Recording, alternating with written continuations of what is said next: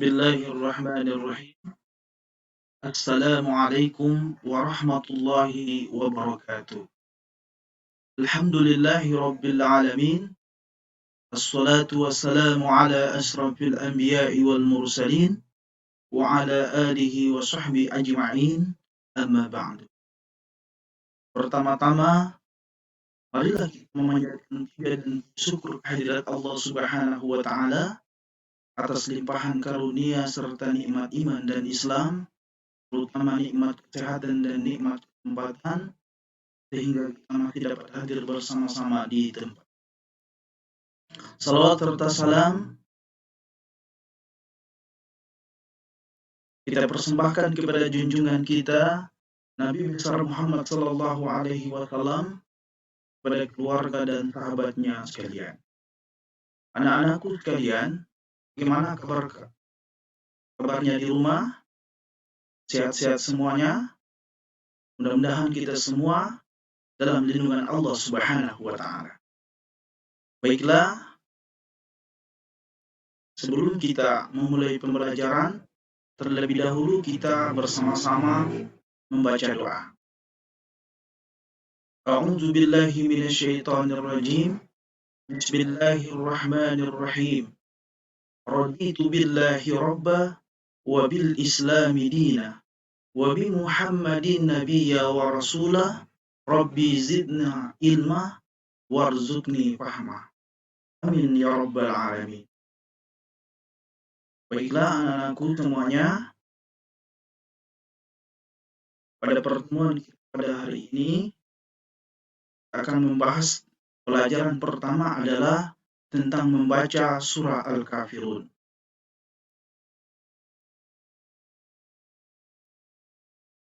Sebelum kita memulai pembahasan surah Al-Kafirun, kita akan mengaji surah Al-Kafirun. Allah Subhanahu wa taala menciptakan manusia dengan keragaman.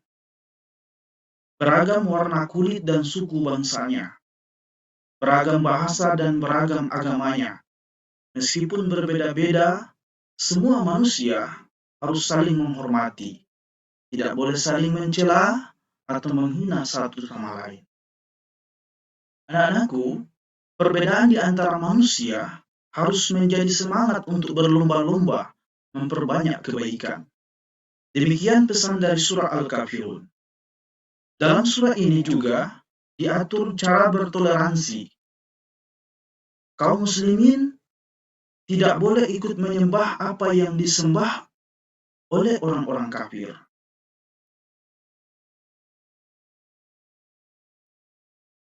Kemudian pada slide yang berikutnya, isi materi pelajaran kita yang pertama adalah membaca surah Al-Kafirun. Yang kedua, menulis surah Al-Kafirun. Yang ketiga, mengartikan surah Al-Kafirun. Dan yang keempat, kandungan surah Al-Kafirun. Baiklah, pada slide yang pertama adalah membaca surah Al-Kafirun. Surah Al-Kafirun adalah surah yang ke-109 dan terletak pada juz 30. Surah ini terdiri atas 6 ayat dan turun di kota Mekah. Nama surah ini diambil dari ayat pertama yang artinya orang-orang kafir. Sebelum membaca surah tersebut, kita awali dengan membaca ta'awuz dan basmalah. Baiklah anak-anakku semua, kita membaca surah Al-Kafirun bersama-sama dengan bacaan tartil. A'udzu billahi minasy syaithanir rajim. Bismillahirrahmanirrahim.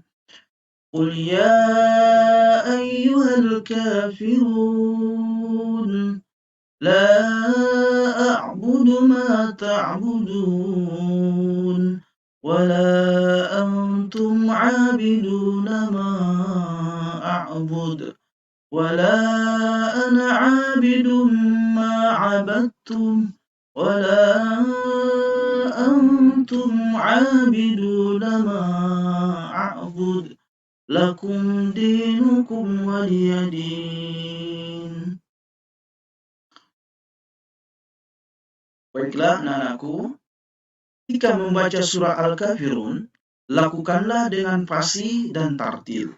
Artinya, sesuai dengan makhraj dan tajwidnya.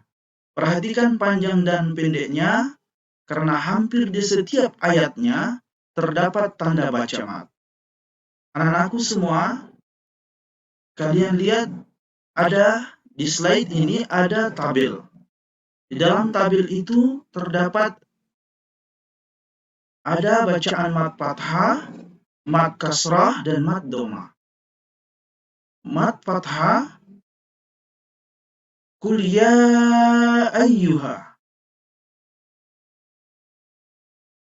Kata ya ayyuha itu menandakan mat fathah. Kemudian yang kedua, la a'budu ma. Kemudian yang ketiga, wala antum. Yang keempat, wala ana abidun. Kemudian mat kasrah, ada bacaan dinukum waliyadin. Kata din itu menandakan bahwa mat kasrah. Kemudian yang ketiga, mat dhamma, al-kafiruna, ta'buduna, abiduna. Kata al-kafiruna itu menandakan mat dhamma. Di dalam hal makhraj atau pengucapan, anak-anakku perlu dibedakan antara membaca A pada huruf alif dan A pada huruf ain. Mintalah petunjuk Bapak Ibu Guru agar pengucapanmu benar dan tidak keliru. Baiklah anak-anakku semua, masih semangat? Ya, mudah-mudahan masih semangat. Pada slide yang berikutnya, menulis surah Al-Kafirun. Di dalam menulis surah Al-Kafirun, ada beberapa hal yang perlu diperhatikan ketika menulis surah Al-Kafirun. Yang pertama, perhatikanlah bentuk tulisan setiap huruf dan perubahannya ketika berada di depan, di tengah, dan di belakang. Yang kedua, bedakan antara huruf yang dapat menyambung huruf di depannya dan huruf yang tidak dapat menyambung huruf depannya atau berbentuk tunggal. Yang ketiga, telitilah dalam menyambung setiap huruf, berapa jumlah kelokannya harus tepat. Selesai menulis surah Al-Kafirun dengan baik dan benar, tunjukkanlah kepada gurumu agar diperiksa. Jika ada tulisanmu yang kurang benar, ulangilah sampai benar semuanya.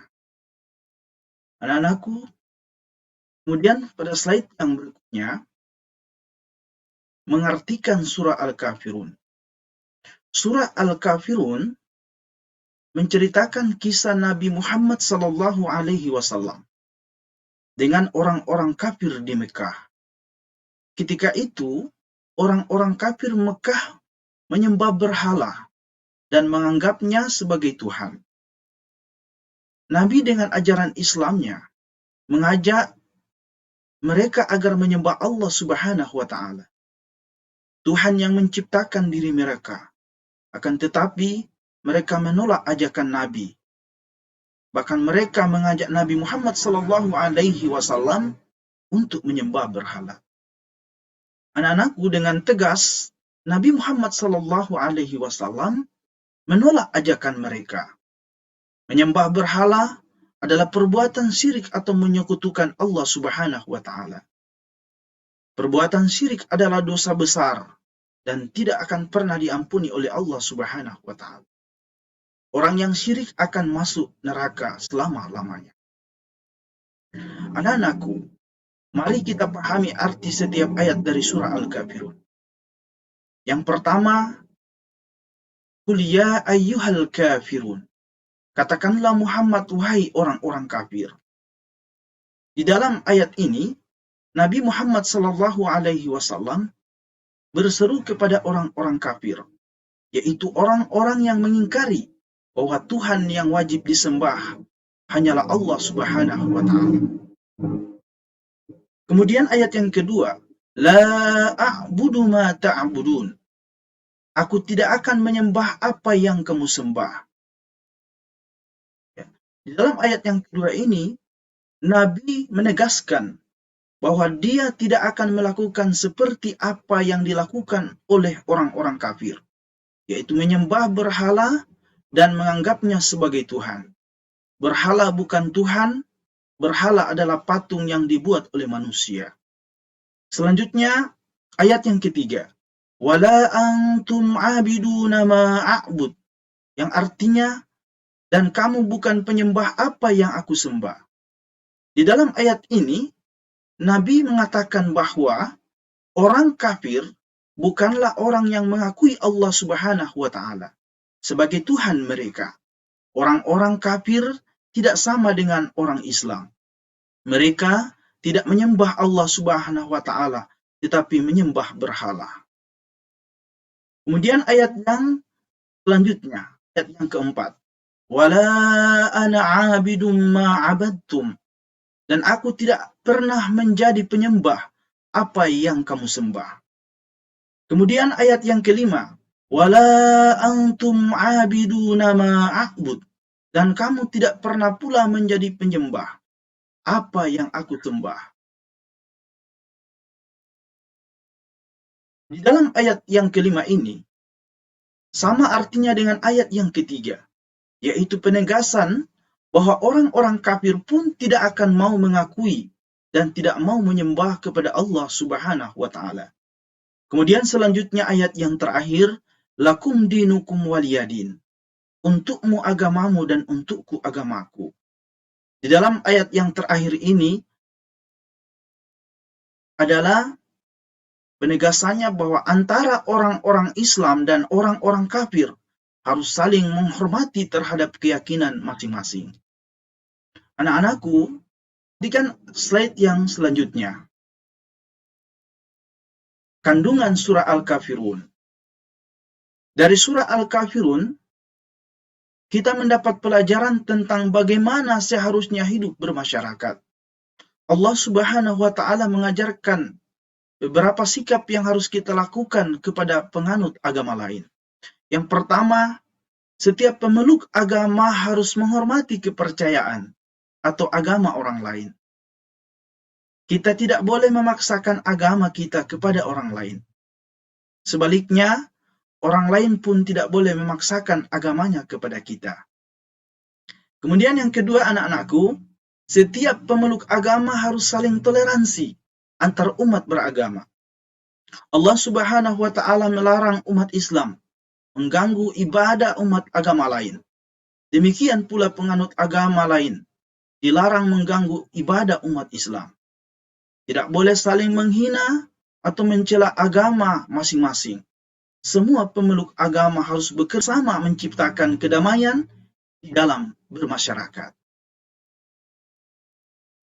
Demikian pertemuan kita pada hari ini. Mudah-mudahan apa yang Pak Guru sampaikan pada kesempatan ini mudah-mudahan dapat bermanfaat bagi kita semua. Terima kasih, semoga ilmunya bermanfaat. Untuk menutup pertemuan kita pada hari ini, kita bersama-sama mengucapkan Alhamdulillahirabbil alamin. Wassalamualaikum warahmatullahi wabarakatuh.